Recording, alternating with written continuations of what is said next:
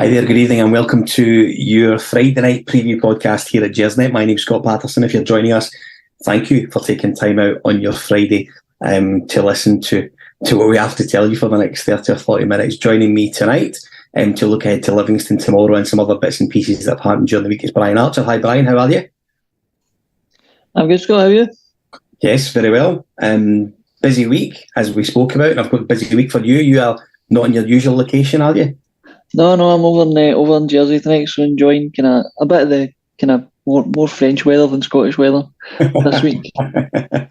Listen, you're more than welcome, and as always, thanks for joining us. We should say, of course, that Gersnet have partnered up with our good friends at Forest Precision Engineering for the duration of this season.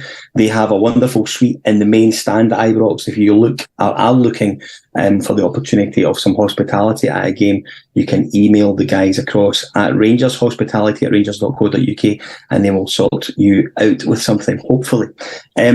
Brian, we're going to look ahead to Livingston tomorrow, Saturday afternoon, 3:00, away from Ibrox. Absolutely unheard of, and was a big shock to me at about 7:00 when I realised. And also we're going to speak a little bit about Michael Beale and his spat this week with Chelsea's worst ever player, and we'll also do a little bit about the official gala opening of New Edmiston House, which of course happens on Sunday night and allows 3 new guys to take a step into the Hall of Fame. So we'll do a little bit about that tonight. However, before we get on to that, it's only right that we wish you a happy Dortmund Day. Last year, of course, we celebrated that historical 4-2 win in Germany. Memories for me of that night was an incredible performance by Ryan Kent, John Lundstrom, wonderful third goal, and a really, really good performance from Alfredo Morelos on the evening. What about yourself? What sticks out that night other than the fantastic result, of course? Similarly to you, the John Lundstrom goal, one of the things that sticks out for me is just the disbelief that I was in, that this was actually happening. Like, I remember watching it with my dad, and I think both of us were just in absolute disbelief that it was like, oh my goodness, we're giving Dortmund a real hiding in their own backyard. It was just the absolute disbelief is the one thing that sticks out for me. And you know what, I remember when of course, Dortmund had Haaland at that point, and if memory serves me right, on the run-up to that game, he was injured or had been missing for quite a lot, and I think Rangers fans, their main fear, of course, was that he would suddenly become fit and available and free to play. Fortunately, never, and listen, there's no doubt that worked in our favour. We know how good a player he is, and we've seen it sort of firsthand in the English Premier League this season, so we know how good he is. It was great to not go up against him, but it was good to see guys like Jude Bellingham, who I thought was wonderful for Dortmund over both legs, and indeed spoke really kindly about the atmosphere at Ibrox when he came across a week or so later. I think that was a night that we'll look back on. Obviously, the journey to Seville was incredible, and the game against Leipzig, which followed soon after, was particularly pleasing. However, I think under Gio's time, that'll be the game that you look back on as maybe his one high, other than getting to the final, of course. That was a real high point because it's arguably our greatest feat away from Ibrox in Europe. Yeah, definitely. And I would probably say it's arguably one of the best performances we had under Gio, certainly away from home. I mean, how many teams go away to Dortmund and we really dominated them? You can't really say that we were fortunate for the victory. I mean, even over the 2 legs, we really put in real strong performances and deserved the victory that we got. So I think people will look back on that and as kind of the height of Gio's tenure, that one game, if you were to pick out one game for performance, it probably would be that one. For moment and kind of atmosphere, it'd probably be the Leipzig home game for me. But for pure performance and on the park, I would probably say that Dortmund away game's definitely right up there. The one thing I thought, when you mentioned Bellingham there, as well as good a player as he is, I also thought he conducted himself with real class through both of those legs, both in the way he spoke about Rangers. And then the other thing that I noticed was that even after the first leg, when they came away with a 4-2 defeat, I remember he did the post-match interview, and even at the young age that he was, he was the one saying, I won't let these players give this up, we're still in this. And it was just interesting to hear somebody so young speak with so much maturity, and I think we all kind of seen firsthand how fantastic a player he is and will go on to be. Yeah, absolutely. And I've said elsewhere, one of my biggest memories from last season And the return leg at Ibrox was the goal that Tavernier scored, and the noise in and around me for where I sit in the ground was like something I don't think I'd really ever experienced before at Ibrox. So it was two special games, unquestionably, and hopefully it's not too long before we get to experience those sort of occasions again under Michael Beale. So tomorrow, Brian, we're back at Livingston. Of course, we were there on match day 1 of the season. Wee bit sticky. Classic first game of the season. I'll just read you out how we started on that match day 1. We started with McLaughlin in goals, Tav at right back, Goldson, John Suter, remember him, Borna Barisic at left back, with a midfield 3 of Lawrence, Lundstrom and Kamara. Scott Wright started on match day 1 of the season alongside Antonio Cholak and Ryan Kent. Went 1-0 down 5 minutes into the game. And were really quite stuffy, I thought, for the remainder of the game. Scott Arfield came off the bench and brought us level, and then James Tavernier scored a really good free kick a couple of minutes later to allow us to bring the 3 points back along the road. We never go to Livingston and have a relatively easy time of it, do we? No, we don't. People always point to the pitch as being a bit of a leveller. But the one thing I always think that's a bit overlooked is that David Martindale's actually a really good coach, and he always has his teams coached really well, especially to play against the likes of Rangers or Celtic. He really knows how to set up a team to frustrate and kind of take their chances on the break and stuff. So I think that's kind of one of the things that's a bit overlooked, is just how good a coach he is. And, you know, when we're seeing jobs like Motherwell and Aberdeen come up, I often think his name should be in there as a contender, but it never seems to be. If I remember rightly, that game as well, I think Cholak had a goal ruled out wrongly for offside. Yeah, that was before we had VAR, wasn't it? So yeah, but we never seem to play well at Livingston. It always seems to be. It's always going to be a bit of a grind up there. But hopefully this time we'll get the performance and the result. You know, I think we're used to that pitch by now. I think it should be a non-factor now. We've played on these types of pitches often enough. Yeah. They've probably got one at the training centre that they can train on in the run-up. So I think the pitch for me shouldn't come into the equation anymore. All the players should be used to that sort of surface by now. So hopefully they're kind of ready to give a performance and get the result. Agreed. And listen, pitch apart, we shouldn't be too surprised about maybe I refer to stuffiness, how much an obstacle Livingston can be. Came to us in October and led for the best part of the game until Lundstrom scored right at the end. Incidentally, is it Nubley or Nubel that plays for Livingston? Yeah. Scored in both these games on exactly the same minutes. So whether that's just been by chance or not, I don't know. It may just be some Alec Anderson would be able to tell us, I'm sure. But do you know what I mean? He's a danger tomorrow, yep. And he's obviously someone that feels he can maybe do something against us early doors. So he's definitely someone I think tomorrow we need to be aware of, particularly on their patch. Yeah, we know that they've got threats that we need to be aware of. We know how Martindale will set up.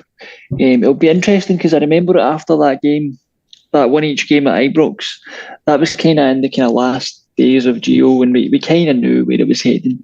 And I think Martindale said after the game that he kind of thought it was quite easy to set up against Rangers. He kind of knew how we were going to play. I think he said we were quite predictable. So it'll be interesting to see how this game goes in terms of, obviously, we've had a change of manager. You'd like to think there wouldn't be that predictability and we could offer something a bit different and kind of pose a bit more of a challenge to Livingston than we did in that day when we were quite fortunate, I thought, to get the draw on that day. I thought it was going to be one of those days when we weren't going to get a goal at all and it was going to be a defeat. I thought we were quite fairly fortunate to get the draw in that.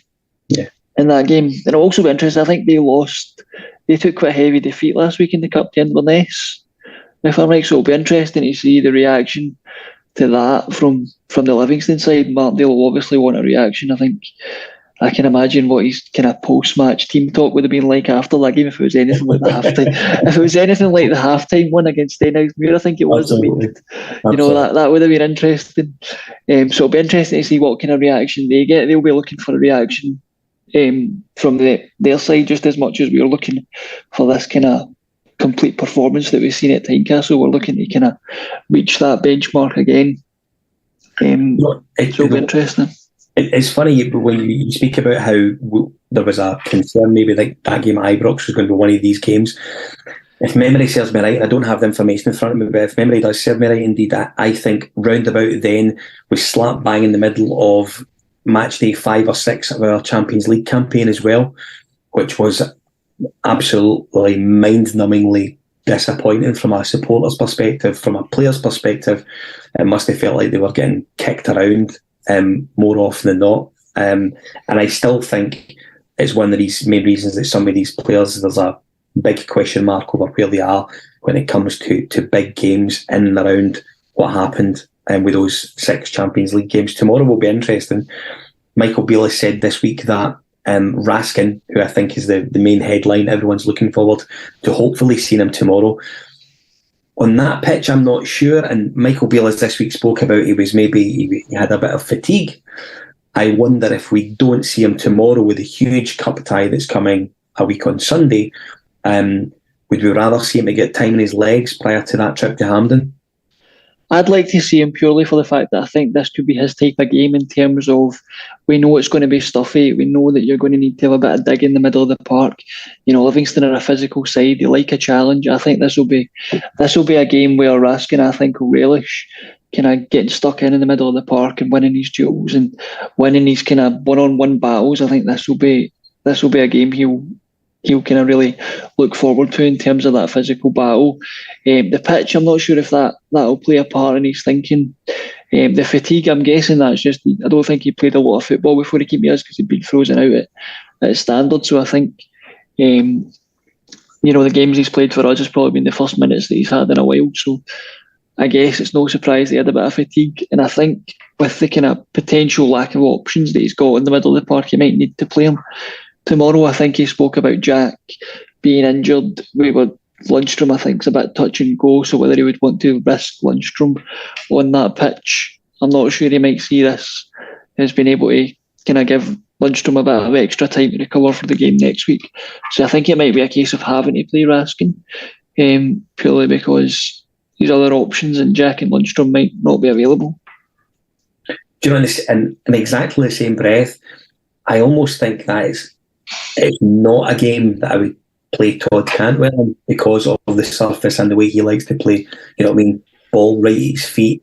These balls tend to take a bobble very easily on these sort of surfaces, so it could lead to frustration and just maybe perhaps not a good performance. Obviously, I'm forecasting that, so I don't know if that's true or not. But I do wonder if tomorrow you may see Cantwell start from the bench, and you may see him as the tie goes on.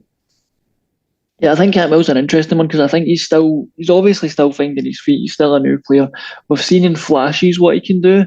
But again, he's another one that's probably still getting up to match fitness. He hadn't played a lot of football when he came to us. He hadn't been getting a game at Norwich, so he's probably a good bit behind in terms of his match fitness to the rest of the players. So it's maybe not fair to judge him quite yet until he kind of really gets up to speed. It'll be interesting because on one hand, I get what you're saying about this maybe not being the game for him because of the pitch and the way they play, but also we possibly need somebody with his skill set to unlock that Livingston defence. We know they're going to sit deep, and he's the type of player that can kind of find space and really pick the passes to get in behind them. So Michael Beale might think along those lines in terms of starting him. Again, Hadji's probably another one of those players that can find space in tight areas and pick passes, but again, he's also on his way back from injury, so whether he would want to play him on that pitch is another consideration. So he might feel that Cantwell just gets the nod there.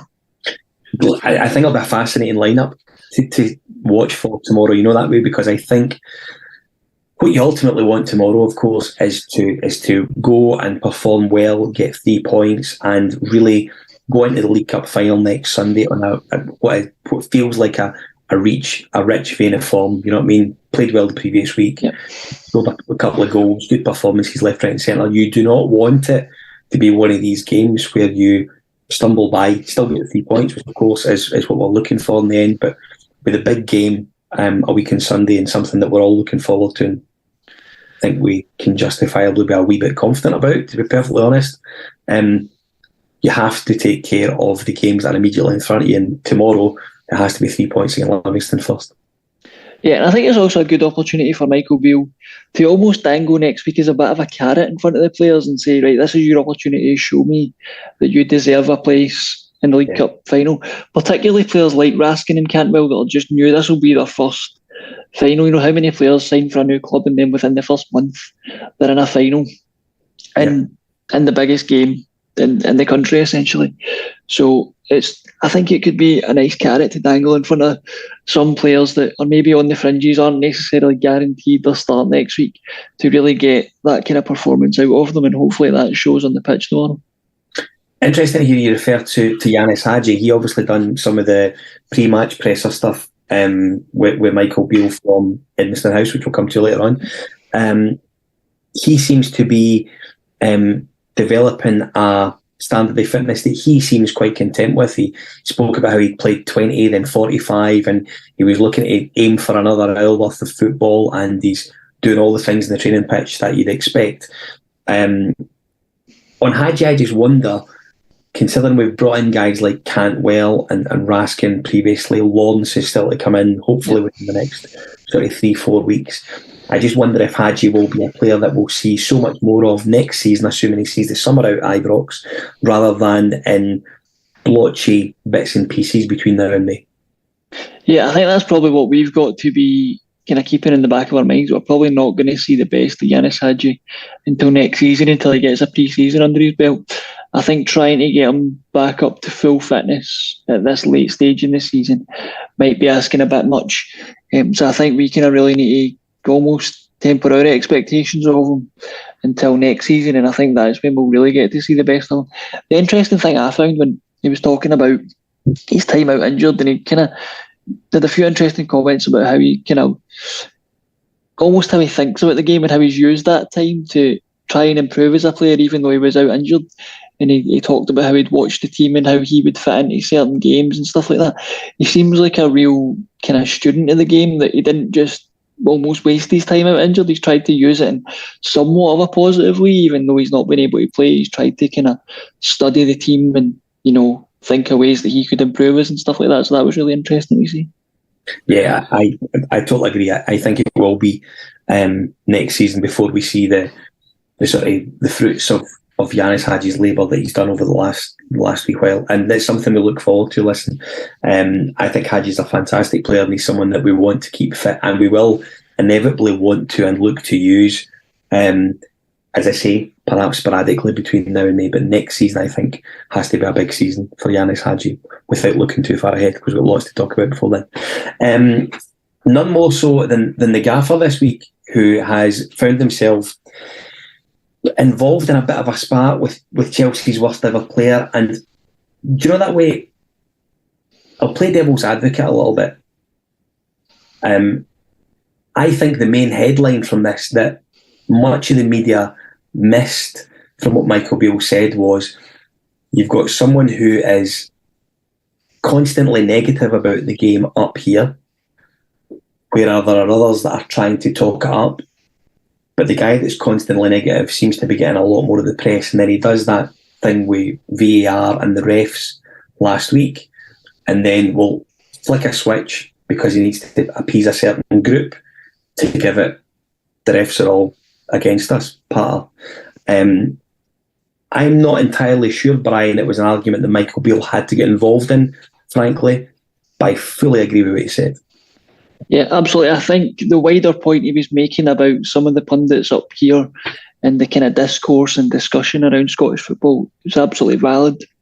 And it's one of the reasons why, you know, fan sites and fan blogs and fan podcasts like ourselves have taken off, because I think a lot of fans are just kind of turned off to the kind of shock jock, sensational punditry you sometimes get up here. I think fans don't want that anymore. They want, you know, fans talking about their football team, to be honest. So I think the wider point that he was making is absolutely valid. I think it was a bit ill-advised to get involved in a spat with an individual pundit. I think he could have maybe stayed away from that, to be honest, maybe been advised a bit more about that. But I think the point he was making, I think, is one that should be taken on board, and you only need to see the way the kind of media landscape's going, you know, more and more kind of fan podcasts and blogs, not just for Rangers, but other clubs are becoming more popular, and there's a reason for that. It's because most fans aren't getting what they want from the mainstream media. Yeah, and it was interesting for me as well. Alan McCoist, I'm sure, said on BT tonight that he expects Michael Beale to have bigger fights on the way between now and the end of the season, perhaps speaking to trying to gain 2 trophies and whatever happens in the title run in between now. I just wonder if Michael Beale maybe feels that it wasn't that he didn't believe what he said. I think it's quite fair that he believes what he said. I think a huge portion of Scottish football believes what he said. However, I just wonder if he wishes he's kept his powder on that, dry on that a little bit. Maybe he does. I don't think he'll lose any sleep over it, to be honest. I think he said what he said, and I dare say he would stand by it if you asked him about it tomorrow, because I think he knows himself what he said is 100% correct. And I don't think there's going to be many people that would disagree with what he said. So I don't think there's necessarily anything wrong in what he said. I just think for a Rangers manager and someone in that position to kind of, call out one individual pundit, I think he should have maybe stayed away from it. The pundits aren't really answerable to anybody, whereas the Rangers manager's in a bit of a higher position. So he maybe has to kind of watch what he says a bit more than any individual pundit. So it was maybe a bit ill-advised, but I wouldn't criticise him too much for what he said, because I think most people know that he was absolutely spot on. Yeah, listen, I think you're absolutely right. And he was absolutely rotten at Chelsea as well. I think that's quite fair to say. I think that's going to run on and on, by the way, I have to say. I think that's something that we're going to have for a good part of next week, and it's going to be an ongoing battle. And I think we are going to get some guys that are going to try and stir the pot between now and certainly next weekend. I fully expect that. It'll be very interesting to see how that goes. And I don't want to say which sides are taken by whom, but it'll be interesting to see just how the cards are dealt as far as all that's concerned. One to watch, I think it's fair to say. Edmiston House has opened up. Brian, looks really good. I've not had the opportunity to go into it yet, but from what I have seen, it's particularly impressive. We have the opening gala for it on Sunday night for all of the A-listers. Frankie maybe at that, I don't know. He's an A-lister. Of course, at these things, they're going to decide who is going to be the latest entrants in for the Hall of Fame. Last time done in 2014, when Lee McCulloch, Nacho Novo and Fernando Rickson were all voted into the Hall of Fame. From your perspective, is there any outstanding candidates right now that you think he deserves to be in there? He should be in there. So in terms of the players, when I had a look earlier, these two weren't in it, so I'm going to mention them. In terms of players, you would have to say Alan McGregor and Stephen Davis. Yeah. I'm not sure, I didn't read that there was any rules around current players couldn't be inducted, so I'm guessing there's not anything prohibiting that. So they would be two standouts for me. And some other names that I'd thought of was Jimmy Bell. I know there's not any non-playing kind of members of staff as such in it just now, but I think there's exceptions that can be made, and I think Jimmy Bell certainly one of them. I think what he did was so much more for Rangers than just play on the field. I think his influence in the background, a lot of it, what probably people didn't see, but if you speak to any of the players that were shared a dressing room with him, they've all got nothing but good things to say about him. And I think he would definitely be one that I'd like to see inducted. I think that McGregor and Davis, I fully agree with. I'll tell you why. I expect this year probably be the last years as certainly Rangers football, as Davis may go on to do something else, but I think from a sort of on the pitch perspective, I would expect both to probably wrap it, for want of a better term or phrase, come May. I just wonder if, do you know what I mean? There was one guy who I felt sacrificed a lot in his career from 2012 onwards, and that was Lee Wallace.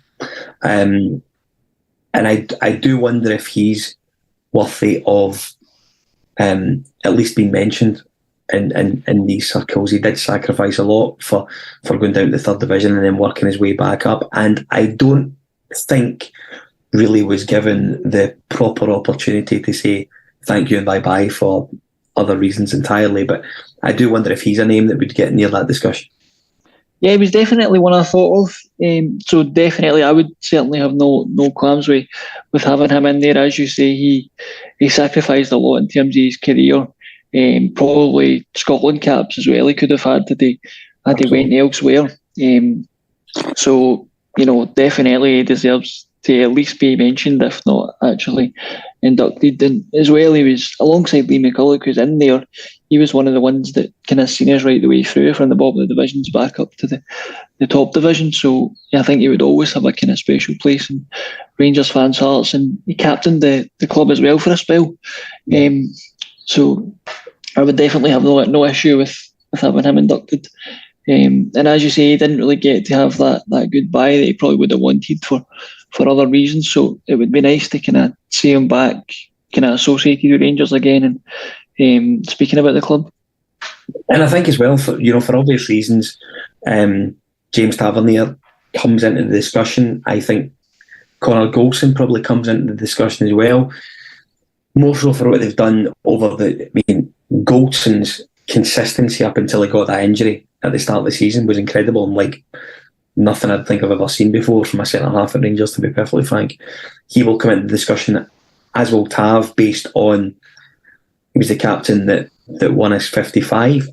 The obvious argument is that he needs to add more medals to his cabinet. What you don't want to have is that guys that are voted in there that leave Rangers without having a medal in there. And I think that's where it becomes very, very difficult to sort of select people that truly deserve it almost. You know what I mean? You want guys in there that have came up here, done a bit and went down the road or flew across wherever it is they're going to with winners' medals in their hip pocket.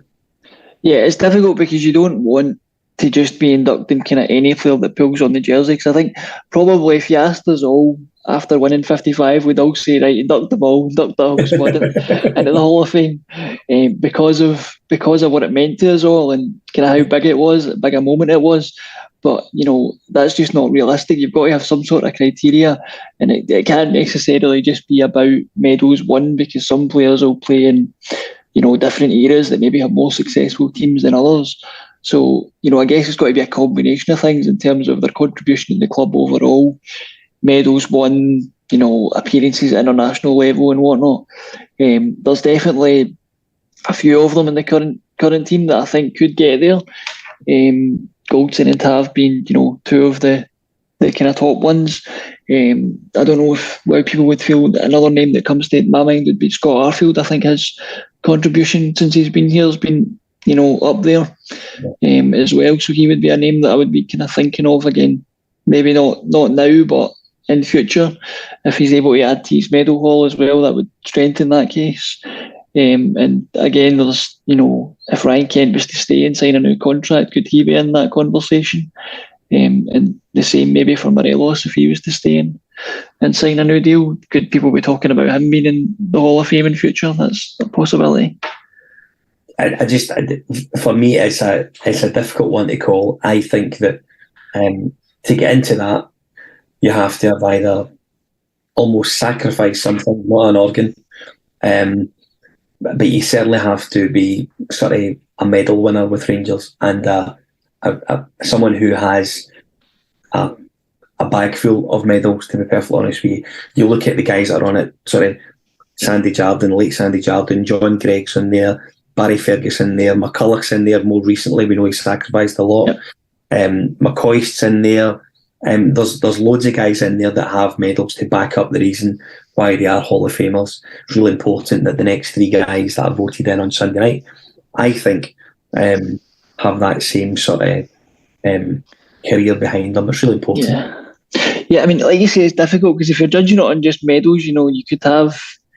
There's names that you can mention that I'm sure some fans wouldn't put in there. I'm sure Kurt Broadfoot's got a fair few medals for his time at Rangers, but I don't think there'll be many in the comments wanting us to induct Kurt Broadfoot into the Rangers Hall of Fame or Stephen Whittaker or Stephen Naismith, for example. Yeah, absolutely. I guess you've got to take everything into account, and I'm probably glad I'm not one of the ones deciding who gets nominated for these things, because it's not an easy task when you think about the players that have have pulled on that jersey, and some of the contributions they've made. It's not an easy thing to decide. I think most people think, oh, this is quite easy. You just pick him, and him. But then you've got to say, well, why did they leave him out, or why does he not get in? It can get quite difficult when you start really thinking about it.